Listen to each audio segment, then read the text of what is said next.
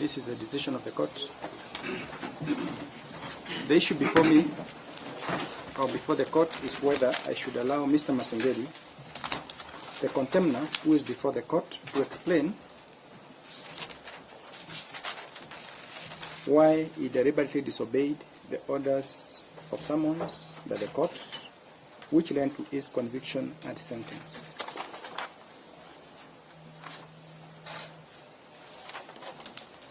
The Law Society of Kenya, led by the President Emeritus Nelson Havi, has urged me to deny Mr. Masengeli the opportunity.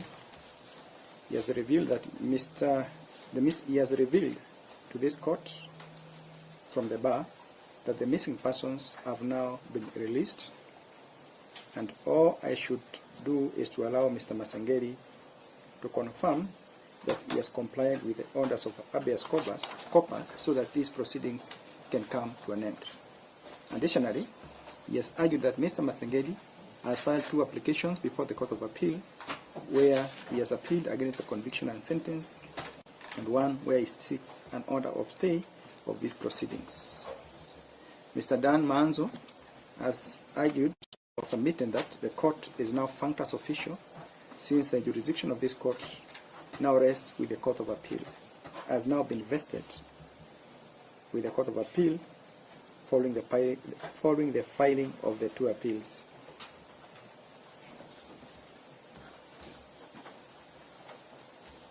This position has been strongly opposed by counsels for the first respondent, Mr. Miller and Mr. Ogola, who have argued that the court gave a coercive order which end compliance requirement. Further, the proceedings before the Court of Appeal are intended to deal with the conviction aspect and not the sentence. In making a decision on the issue before me, I must make reference to the sentence of the order I made on the 13th of September 2024. In sentencing for contempt, there are normally 2 ways of punishing a contemner.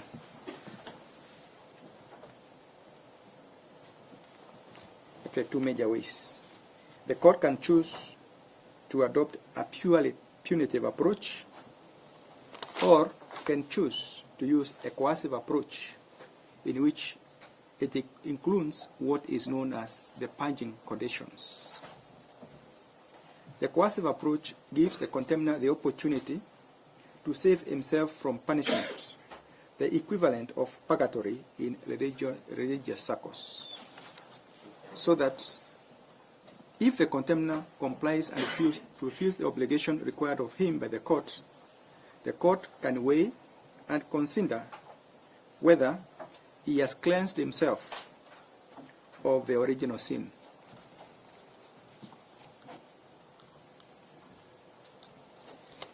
In my ruling on the 13th of September 2024, I had this in mind when I included condition number 4, which stated as follows: the court nevertheless considers it desirable to impose a coercive order as opposed to the punitive order. In this regard, Mr. Gilbert Masengeli can avoid serving the sentence if he complies with the direction to obey the court summons. I thus suspend the sentence for 7 days only. The acting Inspector General can redeem himself by availing himself before the court in person to answer to the issues he has been avoiding within 7 days. In default, the sentence shall automatically become effective. Having stated as much, and the contemner having availed himself before the court before the lapse of the 7 days, I would be going against my own orders if I deny him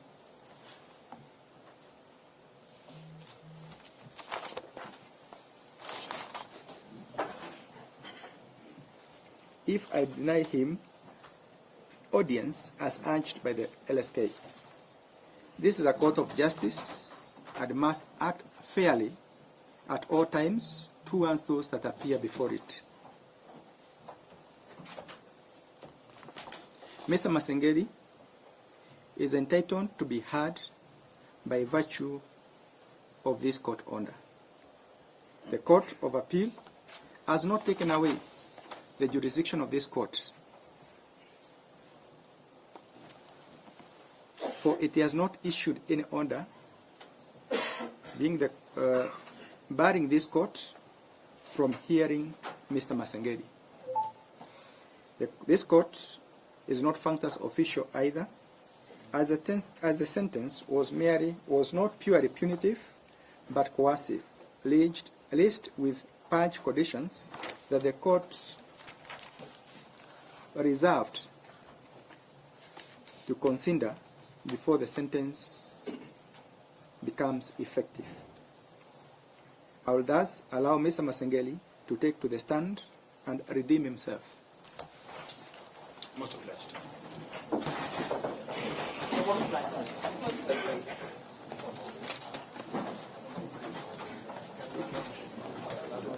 My lord, can you give directions on which side? He must be on the dock. Yes. My lord. Yes. You want me on procedural matter? Yes. Stemming from the natural rights challenge and Yes. the petitioners reserve the right to cross-examine. My lord, with your kind permission, this is a matter between the court and the contemnor, and it's strike law that the petitioners have no right to cross-examine. Okay, let the order. Sorry, that cannot be the premise. Because if it's just a minute, I have a right to be heard. If he insists that we ought not to be here, we may as well walk out and Okay, go. okay. Let me do this, Mr. Harvey. Kindly listen. Let him explain. Immediately he has done that, I will seek. I'll seek what submissions from you on whatever issue you want. Then I will do on it. But for now, let's just follow the order. Let's hear him. My colleague has actually made a Yes. request in advance. Yes. It is taking oath for the Bible. We will reserve our right to cross-examine. You will reserve the right to cross-examine, but let's first hear him. Then we can see whether it is necessary for you to cross-examine. Because you see, why do you make the decision to cross-examine before you have even heard what he says? Precisely, my lord. Now, a prudent lawyer must, just of wait. necessity, Just wait. convey to the court what he intends to do. Yeah, just wait until he does it, then we will consider.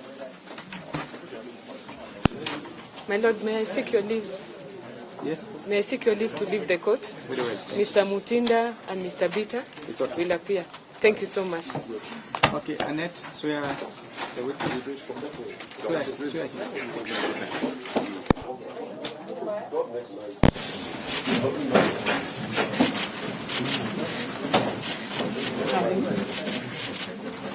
So it's a Peter family. I swear by the name of the Almighty God. I swear by the name of Almighty God. I swear by the name of the Almighty God I swear by the name of Almighty God that the evidence I shall give that the evidence I shall give touching the matter in question touching the matter in question shall be the truth, shall be the truth, the whole truth, the whole truth, and nothing but the truth. and nothing but the truth. So help me God. So help me God. Can start with your full name. Kindly tell the court your full name, please. My name, Gilbert Masengeli, Deputy Inspector General of Administration Police.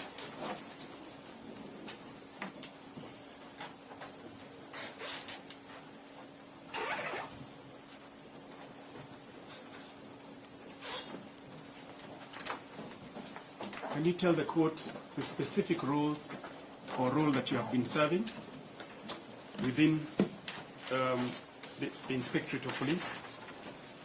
My Lord, some of my duties and responsibilities is border security, ensuring that our borders are safe from incursion within and without for the safety of the Kenyan, my Lord. Now,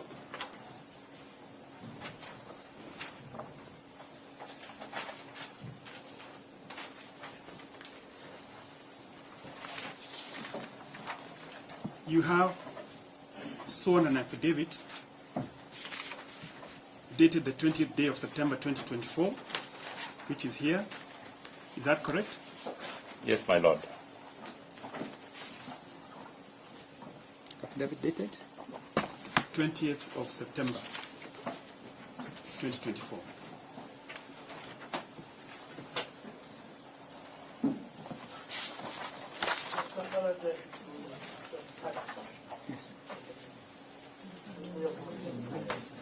You've not been served with this affidavit? It's been forwarded to Rebecca's phone.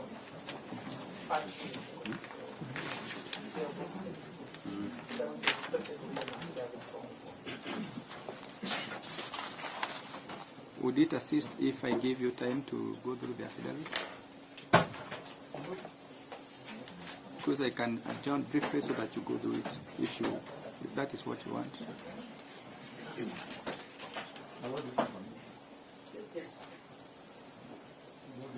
Because basically what he's trying to say is he's going to rely on some of the information in the affidavit. Is it possible for me to allow you to go through that affidavit? I have a copy. I have a copy here, but I would, if you don't mind, I could ask my court assistant to have it photocopied by the court. Hello, there is a return of service. No, let's not get to that. We just want to do things in the right way. Yeah. Yeah, I just wanted them to get up. Mr. Nelson Abbey, I want us to agree. Can I adjourn for 20 minutes so that you can, maybe 20 or 30 minutes if you wish? I think 20, even 15 would be good. Very well. So in yeah.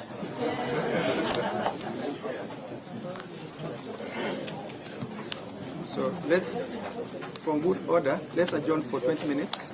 We allow the petitioners to peruse the affidavit, and then we can proceed after that.